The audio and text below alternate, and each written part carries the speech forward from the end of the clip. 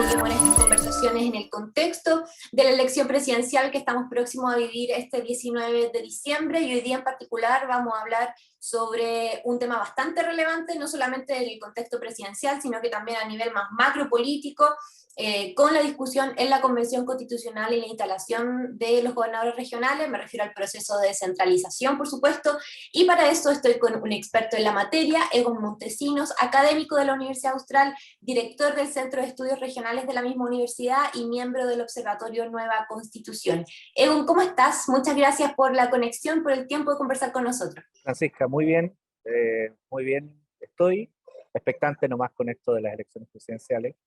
Eh, Así es que, y además disfrutando los debates y disfrutando todas las dinámicas que se han dado. Bueno, exactamente, la idea es que podamos poner el foco ahora, cómo ambas candidaturas han abordado sus propuestas en relación a la realidad de las regiones, al proceso de descentralización que estamos viviendo, algo que en los próximos años, bueno, en el próximo año con el tema de la nueva constitución y también a lo que se avecina para la instalación del futuro gobierno, va a ser central, medular, no solo en términos políticos, sino que también en términos económicos, y un montón de variantes que van a ser relevantes para la vida de las personas, sobre todo que viven en las regiones de nuestro país. Así que me gustaría partir. ¿Cómo has visto, cómo evalúas tú la posición de ambos candidatos respecto a la descentralización del país? Hay una diferencia marcada, bastante importante en términos de paradigma, te decía yo antes de comenzar a grabar, en cómo se visualiza el proceso de descentralización. Por un lado vemos al candidato Gabriel Boric, que apunta mucho al traspaso de competencias, al traspaso de poder a las regiones. Por otro lado vemos al candidato José Antonio Kast, que una de sus propuestas es que simplemente el gobierno central tiene que trasladarse a trabajar a regiones una vez por semana al mes, algo así. Bueno, cuéntame tú un poco cómo has evaluado estas propuestas, dónde hay que poner el foco para el análisis. Bueno, efectivamente, ambos candidatos se paran en paradigmas distintos, de cómo entienden la relación del nivel central con el territorio. Lo vamos a poner así, porque, por ejemplo, el candidato José Antonio Kast, él entiende la descentralización, si lo pudiéramos reducir a eso, porque la palabra descentralización en su programa aparece dos veces solamente mencionada, pero es porque él la pone en el paradigma de la regionalización. Sus propuestas más bien están enfocadas, por ejemplo, a tomar control, si se quiere, de los territorios a través de reagrupamiento de comunas. De hecho, una de sus propuestas explícitas es reagrupar comunas, reorganizar municipios, se llama. Eso en la práctica puede ser que va a fusionar municipios, pareciera ser, o uno pudiera interpretar que van a desaparecer municipios, o que dos comunas van a depender de un solo municipio. Entonces, Como lo que quiere hacer con los ministerios, apelando un poco a la eficiencia del Estado. Exactamente. Entonces, por otro lado, plantea crear 7 macroregiones, y no queda para nada claro en su programa si esas 7 macroregiones se van a parecer, por ejemplo, a las macroregiones que creó la Corfo el año 50 o que creó Odeplan el año 60, eh, y la vocación que tenían esas macroregiones en esa época eran vocaciones productivas, no políticas. No hay que olvidarse que en esa época no habían elecciones regionales, nunca habían habido, pero en esa época menos, teníamos autoridades electas del nivel regional. Entonces esas 7 macroregiones quedan la duda muy amplia, muy grande, si van a estar sobre estatutariamente o administrativamente, van a tener atribuciones administrativas sobre los actuales gobernadores regionales, o van a ser unidades que simplemente van a agrupar a regiones para planificar o gestionar algún recurso o sector productivo que les interese desde el gobierno central. Si van a tener un fondo propio, un FNDR macro regional, por ejemplo, no queda nada claro eso. Y la más polémica de todas, en mi concepto de sus propuestas en esta materia, la voy a leer porque en realidad es muy polémica, que es la propuesta 86 de su programa, que dice: convocatoria anticipada a elección regional, cumplió 2 años de mandato del gobernador. Es decir, lo que está haciendo en el fondo es poner una revocatoria de mandato de exclusiva discrecionalidad del presidente de la República, en este caso, para al cabo de 2 años del ejercicio de un gobernador regional, convocar a una elección anticipada. Entonces es muy raro porque ese mecanismo que está más del lado de los mecanismos de democracia directa, la revocatoria de mandatos, no son de exclusiva responsabilidad de los presidentes. Un presidente, yo no he visto al menos, salvo en dictadura, en donde un presidente dice, oye, vamos a convocar convocar elecciones anticipadas a un gobernador.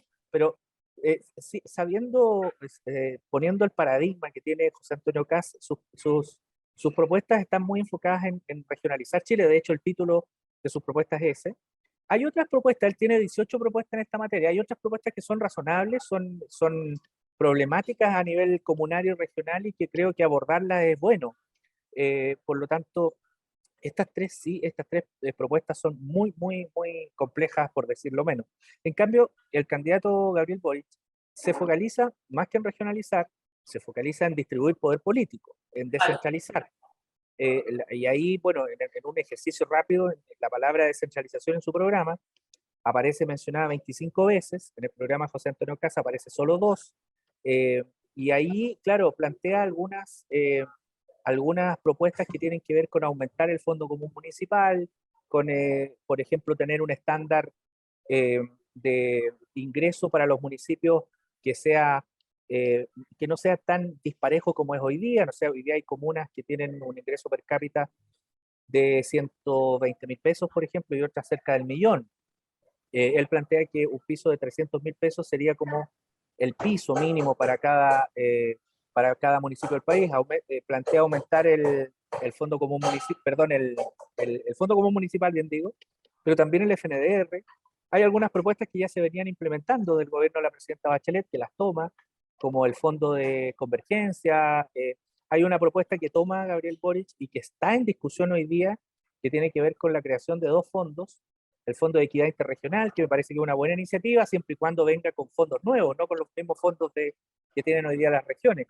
Entonces, claro, se paran en 2 paradigmas totalmente distintos. Uno, descentralizar, es decir, distribuir poder político, y otro, regionalizar, como una regionalización que le permita tomar control especialmente los niveles intermedios, que son los gobiernos regionales.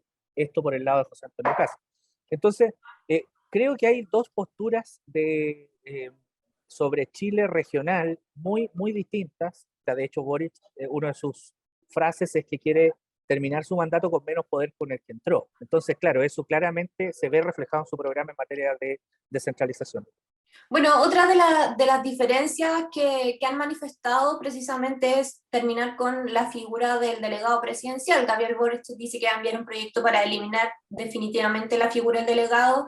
José Antonio Kast dice que hay que mantenerlo con sus competencias en relación a orden público. ¿Se sostiene la figura del delegado presidencial en el contexto político que estamos viviendo? También atendiendo lo que va a pasar con la convención, por ejemplo, ya que hoy día todos, prácticamente, o casi todos los gobernadores señalan que no se sostiene más esa figura, que deja de tener sentido. Yo creo que la figura del delegado presidencial regional no tiene mucho respaldo político hoy día y no tiene mucha posibilidad de seguir vigente. Efectivamente, Gabriel Boric plantea suprimir esta figura del delegado presidencial regional, y José Antonio Kast no dice nada al respecto. Él solamente señala que hay una relación problemática, compleja entre ambas autoridades, entre gobernador y delegado. No obstante, no plantea suprimirlo. Sí plantea suprimir provincia. Dicho sea de paso, me parece que es una de las propuestas que encuentro muy razonables de José Antonio Kast en materia de regionalización. Las provincias hoy día tienen muy poca utilidad, o sea, casi nada, salvo que, por ejemplo, los delegados presidenciales regionales bajaran y sean delegados presidenciales provinciales, pero siempre y cuando se elimine la delegación regional, sería útil. Pero hoy día hay mucha duplicidad de funciones, especialmente entre los delegados. Eh, Efectivamente, yo creo que el delegado presidencial regional, por el lado de la convención, no tiene ninguna posibilidad de seguir vigente. No hay ningún convencional que hoy día esté defendiendo esta figura. Sí hay debate al interior de la convención sobre quién se hace cargo de la seguridad interior a nivel regional, seguridad interior en regiones, pero no aparece la palabra delegado como alguien defendiendo la función que hoy cumplen los delegados. Y la única posibilidad que tengamos delegados, al menos por un periodo presidencial, es siempre y cuando José Antonio Kast gane la presidencia. No veo al delegado presidencial jugando un rol protagónico ni en la convención, ni tampoco lo veo jugando un rol protagónico en la elección presidencial. Las preguntas y los temas que hoy día aparecen en el debate entre los candidatos cuando se habla de descentralización, más bien tienen que ver con lo que tú mencionabas al inicio, volumen de la inversión pública, rol de los medios de comunicación regionales, inversión en regiones, etcétera, pero no tienen que ver con cómo se distribuye el poder político, que yo creo que ahí la fuerza de la elección de los gobernadores regionales y cómo se ha instalado el debate en la convención han obligado a los candidatos presidenciales a tener propuestas en esta materia un tanto específicas, un tanto imprecisas en algunos casos y bien profundas en otros. Por lo tanto, pero esa fuerza que uno ve en los programas, yo siempre reviso los programas de los candidatos presidenciales, y claro, en esta elección presidencial es la única vez que veo una presencia muy fuerte de propuestas. Por un lado uno tiene 18 propuestas, otro tiene más de 20, la palabra descentralización se repite mucho, la palabra regionalización apareció por primera vez en una candidatura presidencial, pero esa intensidad creo que es producto de que los gobernadores también, los gobernadores regionales entraron a jugar en esta elección presidencial. Antes no habían sido actores. Por lo tanto, los gobernadores regionales en sus distintos encuentros que tienen, siempre le envían mensajes a los candidatos presidenciales.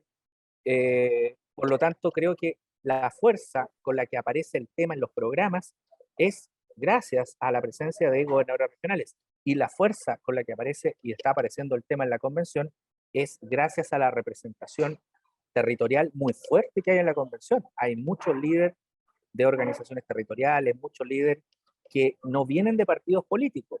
Hay una cosa que es totalmente significativa. Nosotros siempre hemos tenido diputados, por ejemplo, que son de regiones, pero pertenecen a partidos políticos altamente centralizados. Por lo tanto, la lealtad no está en la región, la lealtad política está en el nivel central del partido. En cambio, en la convención, la composición es totalmente distinta. La lealtad está con el territorio, muy fuerte la lealtad con temas territoriales. Por lo tanto, el malestar social y territorial por primera vez tiene una representación, pero esa representación no está en la Cámara, está en la convención. Por eso es que el tema de la descentralización entra con fuerza en la convención y entra con fuerza a la elección presidencial, pero a raíz de la presencia de los gobernadores regionales en este caso. A propósito de los gobernadores regionales, ha sido evidente que han tenido un proceso de instalación no fácil.